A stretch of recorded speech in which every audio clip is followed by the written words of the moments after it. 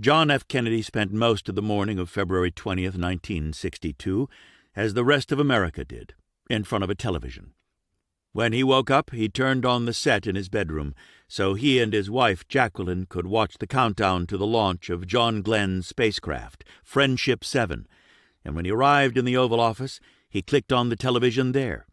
Another set was on in the family quarters, where Jackie remained, and another in the third-floor playroom, where 4-year-old Caroline and her friends were watching the broadcast. It was this way almost everywhere. 1 block north of the White House, a crowd gathered at a construction site to watch the workmen's TV. At a nearby hospital, patients strong enough to leave their beds made their way, on foot or by wheelchair, to watch the set in the lobby. At Grand Central Terminal in New York, where CBS had mounted a 12 by 16-foot screen in the mezzanine, nearly 10,000 commuters stood side by side, heads angled upward.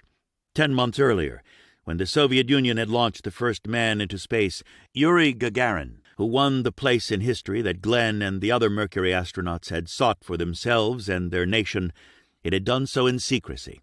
But Glenn, as the New York Times columnist James Reston wrote, was taking the whole country along for the ride. The country had been on edge for months.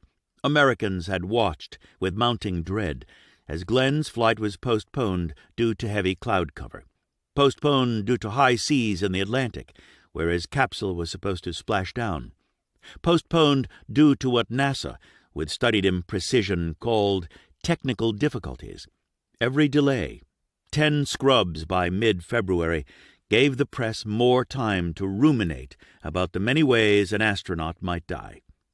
In October 1957, the Soviet Union had become the first to send a satellite, Sputnik, into orbit, and then, in short succession, the first to put an animal into orbit, the first to land an unmanned craft on the moon, and the first to record images of the far side of the moon.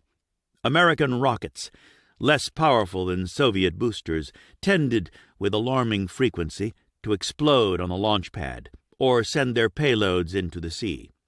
By April 1961, when Gagarin made his single orbit around the Earth, the specter of Soviet domination of the heavens had acquired, for many Americans, a grim sort of inevitability. Alan Shepard's ballistic flight 3 weeks later, which made him the first American in space, did little to lift the pall of self-doubt. Congress was losing patience. Committees held emergency hearings and demanded a crash campaign, round-the-clock shifts at NASA facilities to catch up. "Unless we do something very imaginative," one congressman snapped, "America is lost." The next step, many feared, was a Russian nuclear base in orbit, or on the surface of the moon.